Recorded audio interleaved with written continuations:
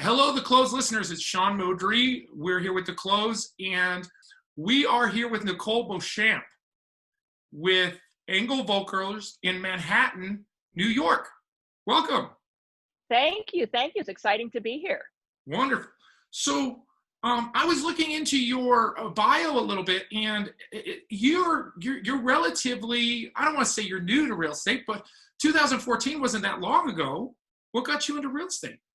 Well, actually, 2014 is when I made the move to Engel & Volkers. I've actually been in real estate for almost 20 years now. Oh, I read that if you wrong. can imagine that.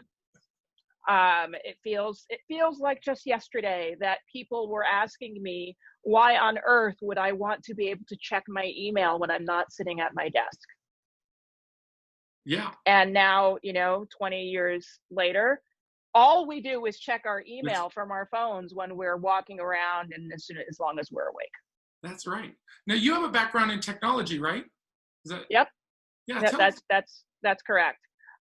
So my undergraduate background is in computer science and economics, and I did some sort of, I would call it sort of like top level software design. Mm-hmm. I wasn't very good at coding. I didn't love it, but I was a person that could interface between the tech people and the business side. Mm. So it was kind of like being a genius, a translator in a way.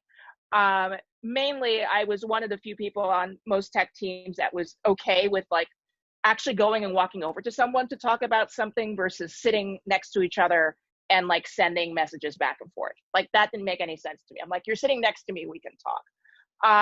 And I did that for, I'm getting older than I think, for almost 20 years. And I was born and raised here in New York. So any environment that I've been in, people have always asked me, okay, I'm coming to visit New York. What should I do? Where should I stay? I think I'm being transferred to New York. Where should I live? What should I do? And I would give my examples of having grown up here. It's like, hey, it's not so bad. You can actually be born and raised here and turn out well. Yeah.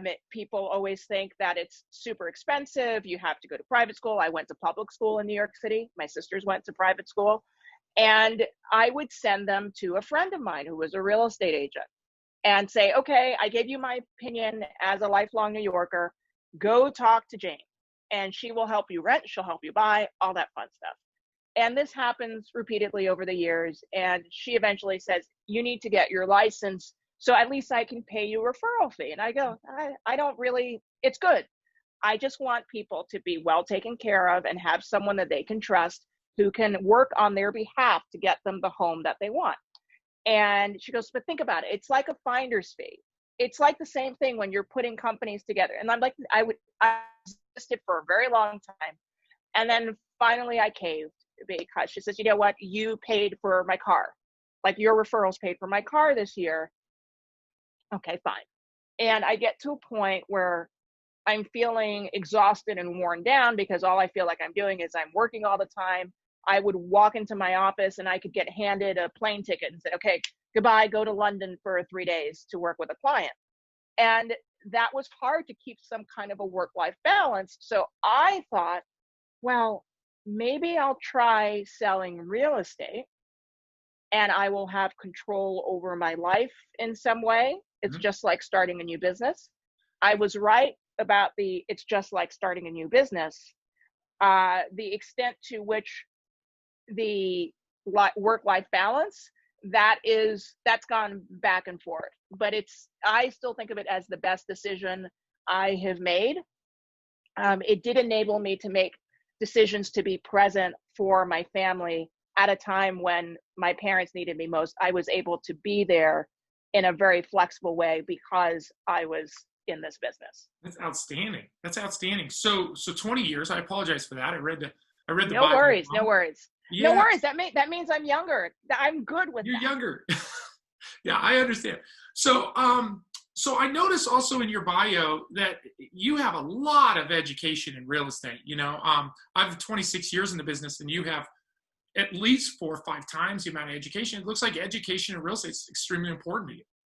Well, I think that education in general is extremely important. And that was a core part of the values of my family when we were growing up. I mean, I could just as often be found with my nose in a book when I was a kid. Yeah. So I've always been very interested in learning and exploring new things. Yeah.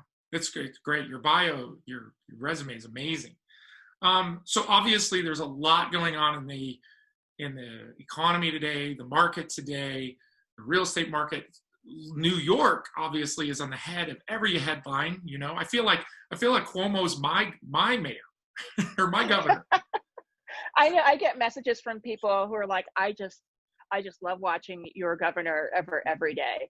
And I mean, up until the beginning of this month, I wasn't really, we weren't really leaving our apartment building Yeah. unless we absolutely had to. I've got my elderly father who's with me. So we wanted to keep him as insulated as possible. And thank God for, delivery services and Instacart and all of those wonderful people who were working every day so that I could stay home and make sure that I could take care of my dad. That is right. And what a lucky time we're in that we have the technology to be able to still live in a quarantine, right? Like that was a really interesting thing to happen at the same time. It's really, really amazing. And it's amazing not only how technology enables us to continue to live if we have the ability, if we're not in an essential role of that nature, but it enables us to stay connected to other people. My friends are all over the world. My clients are scattered everywhere. My family, much of the family is local, but I have nieces who live in other states. And my sister lives across the street.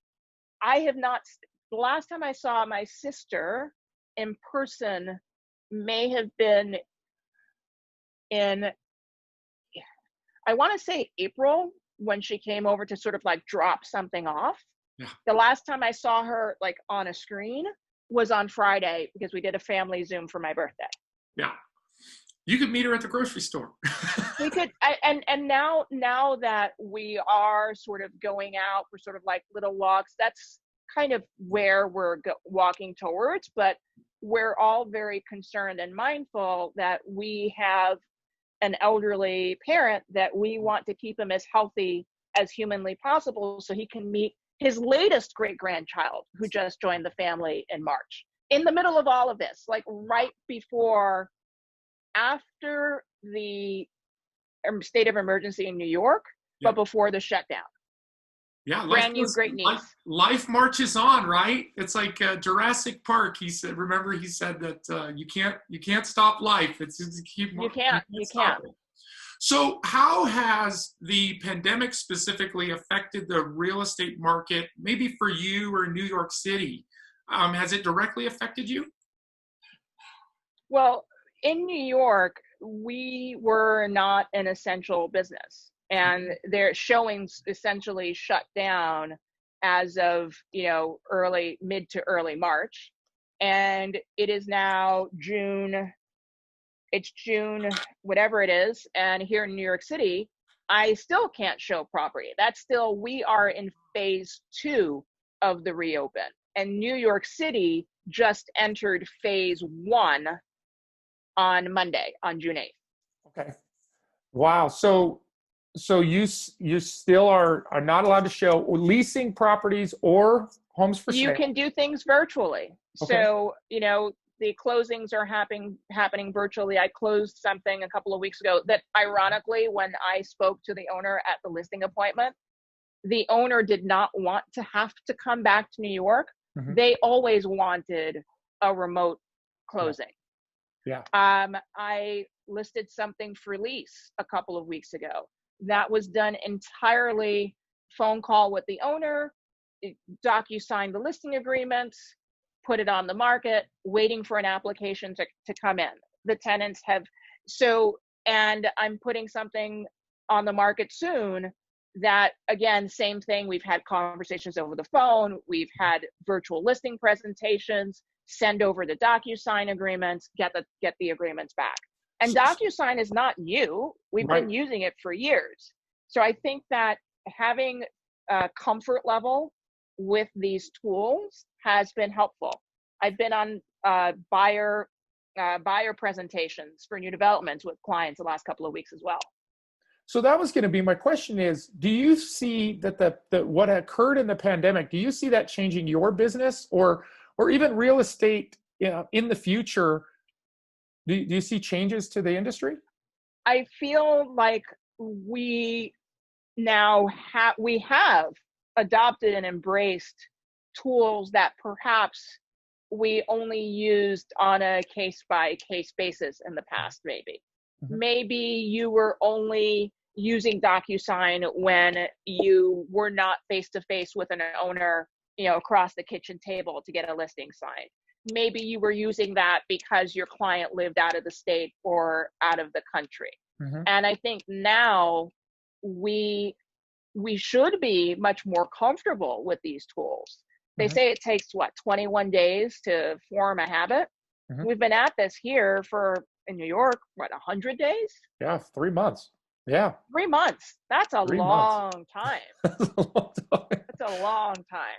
So are you going to implement any of these things into your business specifically as a new process or a new standard for you? For me, a lot of the tools were a part of the process already.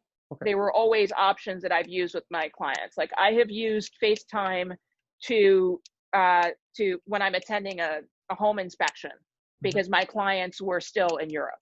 So these things aren't new for me, but to be able, I think the consumer also expects them now. Like I have a new buyer client, and one of the first conversations after the initial email exchange was not let's set up a conference call.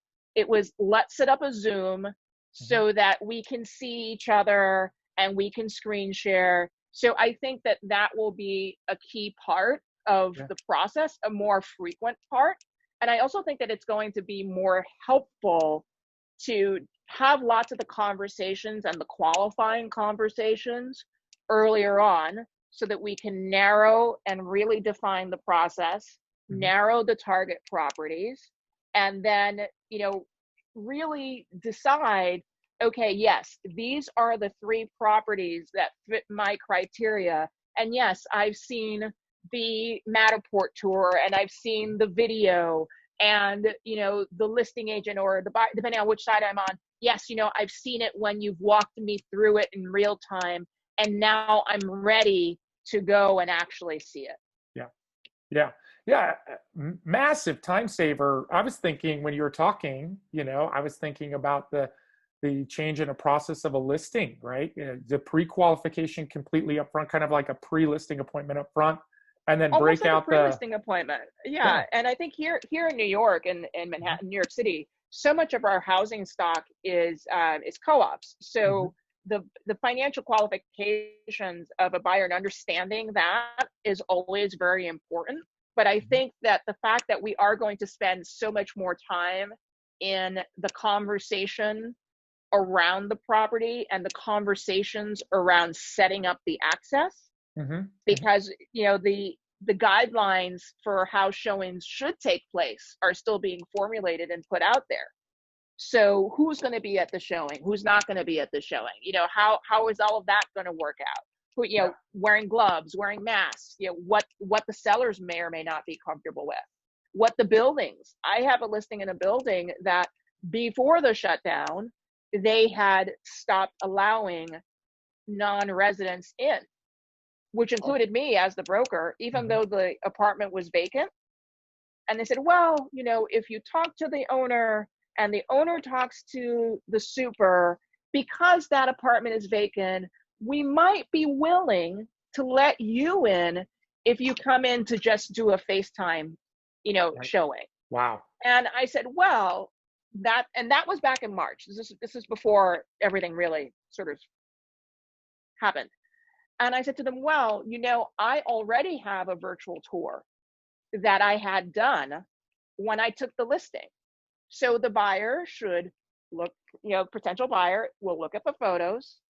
They can also look at this 360 tour of the apartment that they can kind of navigate from their phone. And after that, then we can discuss if I have to come in and do something similar without them. Yeah. So that's another layer. That's each building is going to decide what it wants to do. I mean, my building hasn't fully decided what they want to do and how they want to do it yet. Yeah, that's an interesting layer. And for those of us that are in the flyover states, I'm right outside of Boulder, Colorado. So can you explain to us what a co-op is? So in a co-op, it's the building forms a corporation, and each apartment has a certain number of shares that's allocated to that apartment. So when you're buying the apartment, you're purchasing the number of shares that that apartment represents, and you receive what's called a proprietary lease that gives you sort of the rights to live in that apartment. And all of these transactions, there's a board of directors that approves or turns down a potential purchase. So that board of directors governs what the building decides to do. Wow, very interesting. Yeah, I haven't seen those here. Super interesting. It's super interesting. I mean, we also have condos, which work the same way as they do everywhere else. And then we have just your traditional, rental apartments. And it's definitely interesting. So those conversations about, and these buildings also, these co-op buildings, they decide how much you can finance versus not finance. So many of them will say, you 20% down is the minimum for this building, or 30% or 35%. So that's why we've always needed to have these conversations. But I feel as if the increased amount of time that navigating and setting things up is going to take is going to mean more opportunities to have those conversations. That was great, because that was going to be my next question. If you're a real estate agent, in maybe Manhattan, maybe in Miami, maybe in Tulsa, Oklahoma, what advice would you give them right now with regarding the current market and how to, I think people in real estate always love to say that real estate is local, and that is always 1000% true. And it's also very situational on what an individual is going through. And I think that's probably more true now than it has ever been. And listening to what your clients tell you about what their circumstances are, what their motivations are, what do they need, when do they need to accomplish it by, and really coming up with a plan and a strategy around that. The ding of notifications. So I think that taking this time to have those conversations, and I also feel that my experience over the last 3 months has been that when I've been on the phone with my clients, I feel like they are much more excited to talk to me because they're happy to talk to someone they don't live with. Oh, yeah. Right? Yeah, so I can see that. Before I was always trying to get them in like the 10 minutes that they had between meetings, or between like, okay, I'm in the car going to the airport, I've got 5 minutes before I have to board or whatever. And now like every conversation is, hi, how are you? How are you doing? Like every conversation is longer, it's deeper, it's much more personal. And most of my clients I know really well already. Or they've been referred by someone that I know well. But the fact that this time has given us to kind of have more conversations has been super interesting. And deeper conversations. I love that. And deeper conversations. And in virtual happy hours, I'll get text messages that say, hey, so homeschooling has been really, really exhausting, and I need some adult time. So when can we do like a virtual happy hour? And, it's been an opportunity where I have clients, and I've always liked to do this, to sort of have events for my clients in small groups where they can meet other people that they may have things in common with. It could be they both have, toddlers. It could be that they're both in corporate law, or they're all in finance. So this time has enabled me to do more of those sort of little group meetings, and everybody's doing it via Zoom. And it's been really, really interesting. I'm choosing to kind of focus on something sort of positive to Positive. come out of Yeah. this. Yeah. So There's a lot of negativity to focus yeah. on in the world. Yeah, let's talk about the Black Lives Matter movement, with in Minnesota with George Floyd, and the tragedy that happened there, and the massive response and impact around the world that has come from this. And I'm curious, for you, obviously in New York City, we see on TV there's a lot of riots. As an African American woman yourself, and I would love to hear your perspective on this, and really, what can real estate agents do to be part of the change? There have been a lot of really wonderful sort of peaceful protests that have gone on. I think that in all things, because we're in this sort of news bite environment, we often see one thing, but we don't see the other. So there've been lots of like wonderful, really moving, peaceful protests going on. You look at, I don't know if it came across your radar, but last November, there was the Newsday investigation that talked about disparities in the way that people of color were treated when they were looking for housing. And the Fair Housing Act was passed in 1968, and in 2018 was the 50th anniversary. To have a year later such a horrifying investigation come out that shows that these things are still in fact impacting people of color in this country, and just in general, one of the greatest sources of wealth and wealth building is the acquisition of real estate. So, as agents, we are bound by those fair housing rules and regulations, and everybody has to be treated in the same way. And this is why when we go back to sort of thinking about process, I am a big sort of proponent of, you have to ask everybody the same questions. You have to be mindful of whatever and New York has lots of protected categories and classes, but you have to be mindful that everybody is treated in the same way, full stop, no matter gender, race, orientation. And that's first and foremost. I think what's interesting is that right now it feels like we're in a moment where hopefully change can actually happen. And the discussions are happening mostly openly and civil, and people actually want to learn. I mean, I've shared with a couple of friends over the last, couple of days that I had experiences as a child and there's so many things that we haven't always spoken about openly, and maybe the open discussion and the awareness, and frankly, the amount of resources that people can get to educate themselves from their phones, that's something we've never been able to experience. The Rodney King riots were in the early 90s. 93, maybe? Right? Like 92. In 1992, we didn't have a small computer in our hand that could guide us to resources to understand what was going on in the world, or to read great books like The Color of Law that really go into, redlining and steering. I think as agents, especially, to understand the history of the industry and the history of what went on before 2020 can be really edifying. Yeah, that was actually, I heard of that book. I am a reader, so I will purchase that book and read it.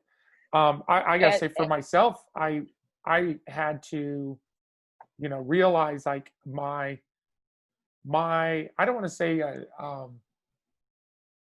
I would say it was my blindness to it, right? Like the information's right here, but I chose to look past it because it's uncomfortable or it's difficult conversation.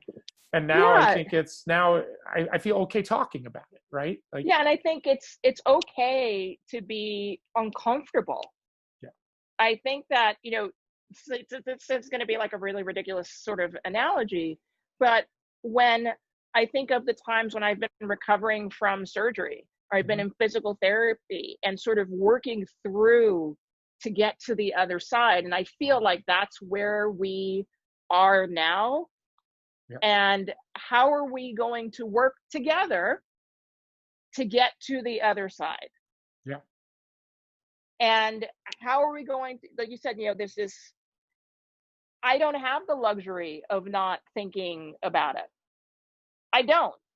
It's every day. Right. But I think the fact that there's a collective moment of discomfort, and people are speaking to each other. They are sharing resources. I've seen a lot of awful things that people post on social media platforms, but I've also seen a lot of people saying, well, I am buying or I'm reading these books, I'm watching these movies, and sharing that information with each other. Yeah. And I think that's where this moment can be really, really powerful and propel towards change. Yeah. The dialogue helps, peel the onion and look at our concepts, or, our family traditions, or the rules, or whatever that was permeated into us. And then the conversation allows us to then start looking at our own beliefs and say, hey, is this true? Right? Is this true? One of the conversations we had on the close, is we were talking about on one of the coaching calls addressing, the Black Lives Matter movement in relationship to fair housing, and my initial response was, I don't see the correlation. And Chris, the other contributor, literally whipped out, let me show you a page. Like here, and here. And it really opened my eyes that it is still a problem. Like, it is still an issue nationally, locally, regionally, in our homes, outside of our homes, And it shouldn't be, yes, but it is. But it is. And, the idea when you look at, every locality funds services in a different manner.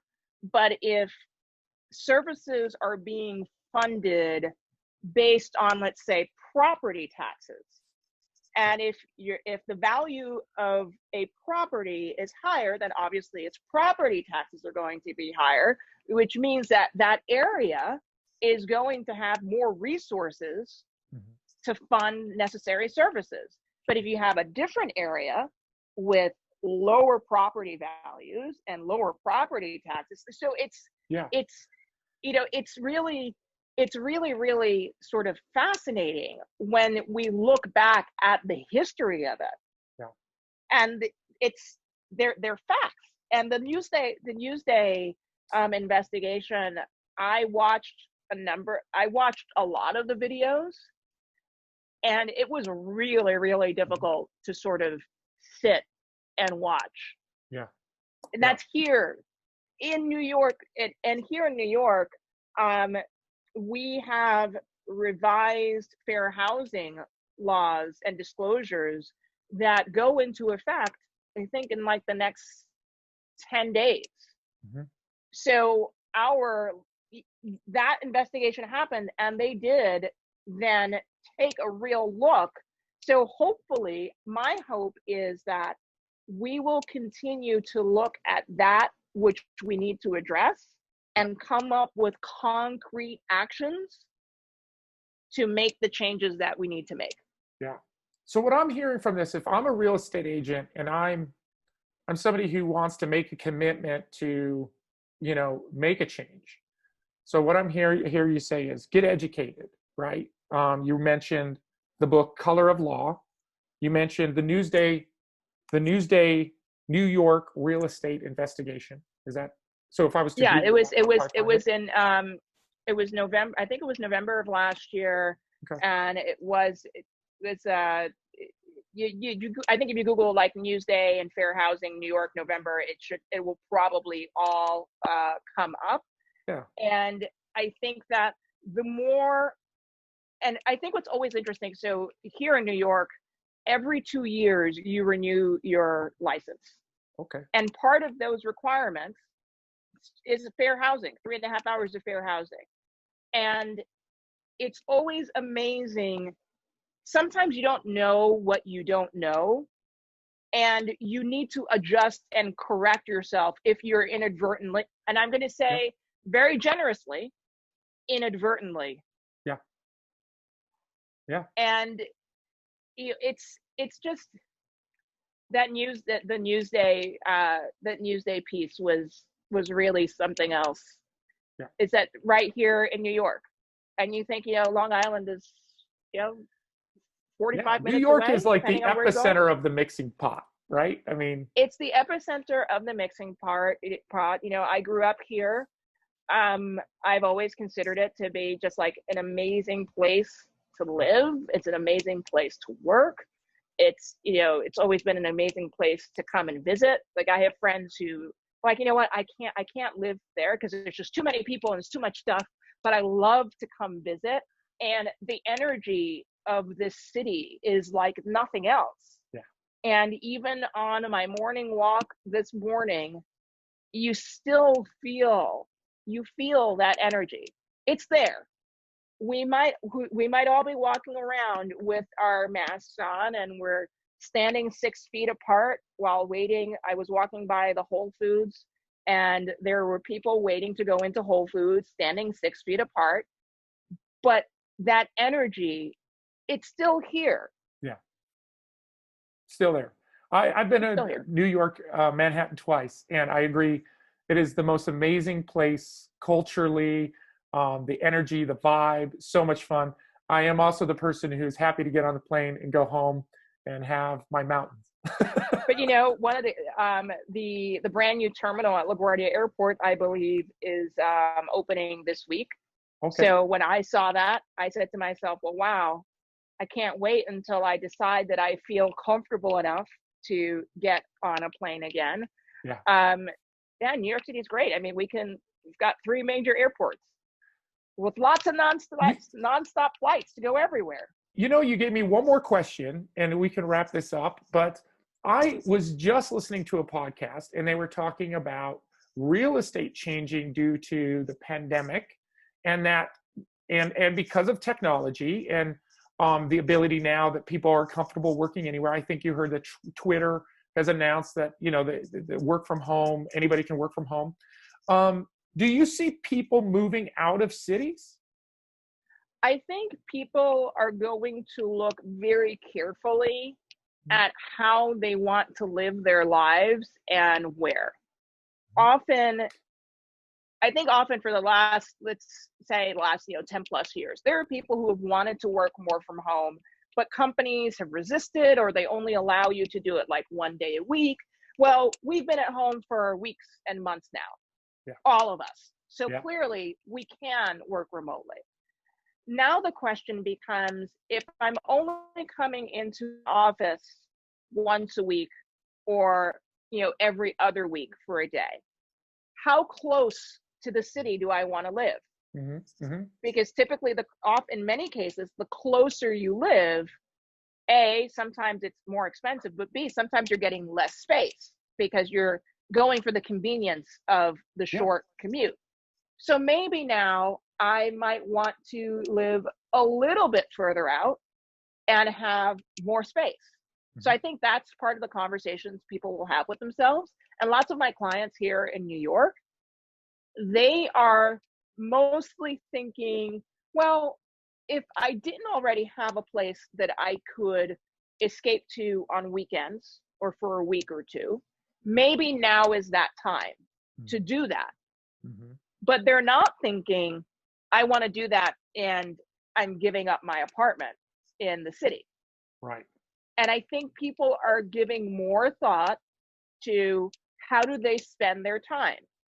If I can now work 3 or 4 days, 3 days a week, let's just say hypothetically, I can work 3 days a week from wherever I choose. Where do I want to choose to do that? I mean, 20 some odd years ago, when I would try and work from the far east end of Long Island, it was painful to do for an extended period of time because the technology wasn't there. Mm-hmm. Mm-hmm.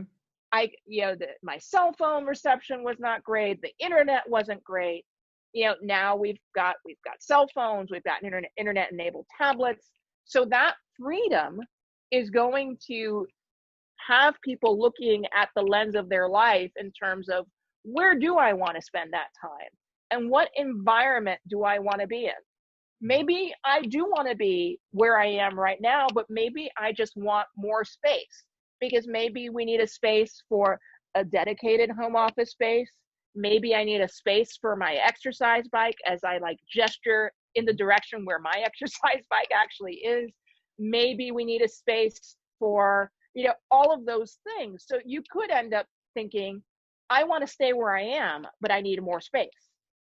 And then can I afford more space? Literally, instead of having a home and a summer home or a vacation home, you would literally just have almost two full-time residences.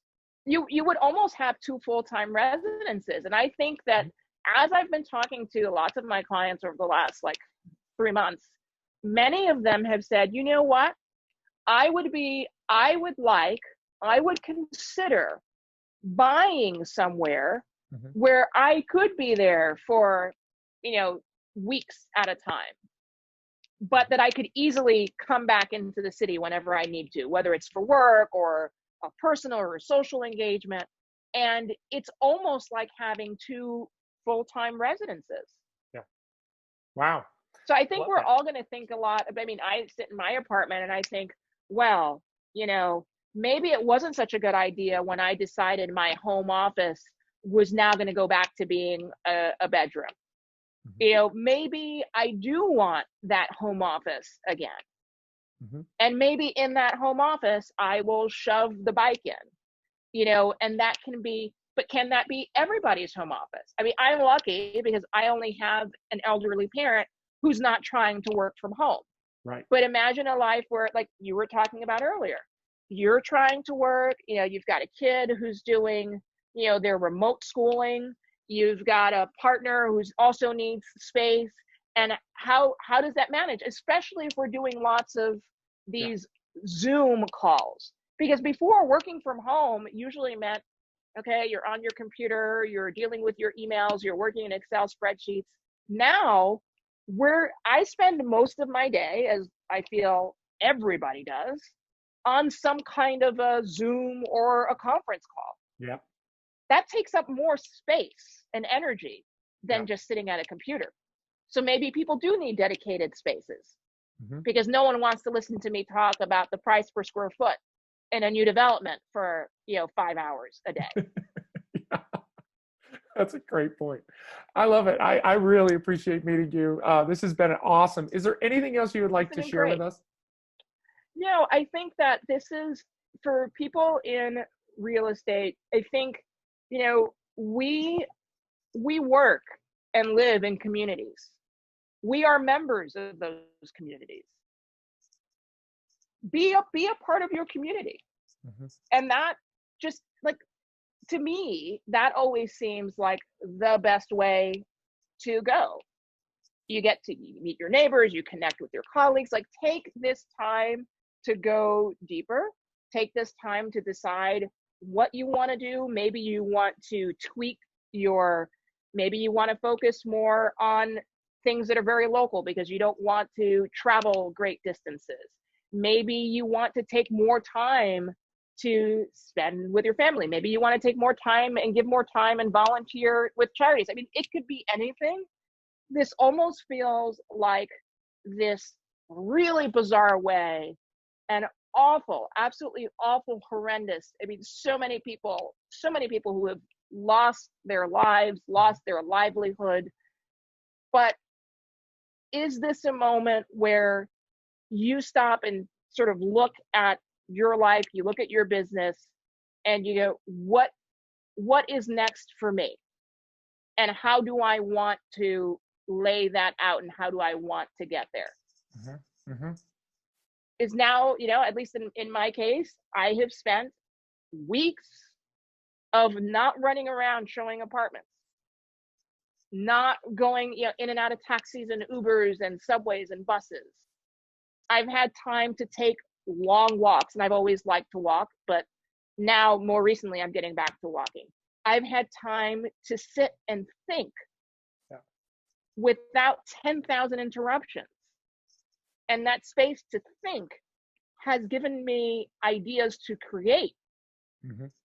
So I'm trying to focus on that, because if I focus on everything else, I would lose my mind. I agree completely. I would lose my mind. And when you're in a New York City apartment for several weeks on end, at one point I was like, well, I think I might want to try and go for a walk today. And then I would go, no, it's not. I don't need to be outside. Yeah. Like, I have no need to be outside, and I'm just going to stay here. Yeah. And when people were delivering stuff, I was being extremely generous with tips, realizing that these individuals, if they had that choice, if they could stay home, they probably would have. Yeah. And I think that our appreciation for the essential workers of all kinds, because I think in some ways we think of, okay, well, doctors and nurses, but what about the people at the grocery stores, so that we could actually eat? The people here in New York, the bus drivers, the train operators, all of those people are in fact essential and deserve endless appreciation and praise. Yeah, that's a great. Which they weren't getting before. I think we were all just kind of like, walking in our own little world, not paying attention, tap away on the phone. There are lots of people that contribute to a society and everything that has to happen. Yeah, to protect the society. Yeah. To protect the society. Yeah. Yeah. Well, that was a wonderful, wonderful interview. I know we got off track, but I really appreciate your honesty and your openness and your heart and your caring. It's been really wonderful to meet. No, this was great.